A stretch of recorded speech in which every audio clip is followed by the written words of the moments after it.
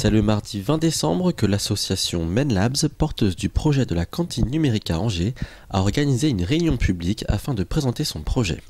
Étienne Henry, le président de l'association, nous en dit plus sur cet espace de coworking. MENLabs est l'association effectivement qui pilote en tout cas la mise en place de la cantine à Angers, qui pilote en partie puisque Angers et Loire Métropole nous accompagnent.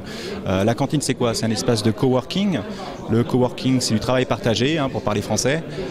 C'est la possibilité de trouver des bureaux à la location sur des courtes durées, à la journée, à la demi-journée, pour les personnes qui ont des besoins ponctuels finalement. Le commercial en déplacement sur Angers qui voudrait avoir un espace de travail avec Internet, il a cette possibilité de louer l'espace pour une modique somme finalement. C'est aussi la possibilité d'avoir des espaces de conférences pour des petites entreprises qui n'ont pas d'espace pour réunir les personnes, des bureaux fermés aussi, pourquoi pas.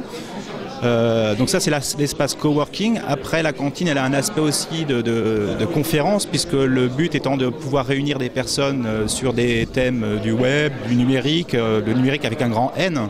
Ça va être des thèmes très très divers et variés.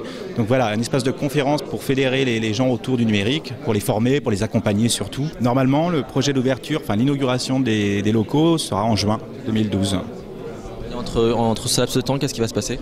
Qu'est-ce qui va se passer?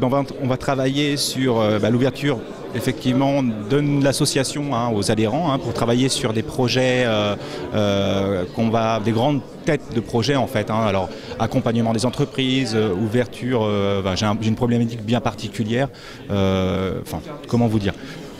Avoir des grands thèmes et avoir des spécialistes sur chaque thème, des têtes de groupe finalement qui vont pouvoir faire des groupes de travail pour pas être dans une massification finalement d'esprit. On va vraiment segmenter l'association pour pouvoir avoir des chefs de groupe et des pilotes sur certaines parties. Après, on va travailler sur l'ouverture des locaux, toutes les ressources matérielles dont on va avoir besoin et il y aura des conférences entre-temps puisqu'on va demander à des entreprises ou aujourd'hui des écoles, pourquoi pas nous prêter des lieux pour faire des conférences aussi en attendant l'ouverture officielle.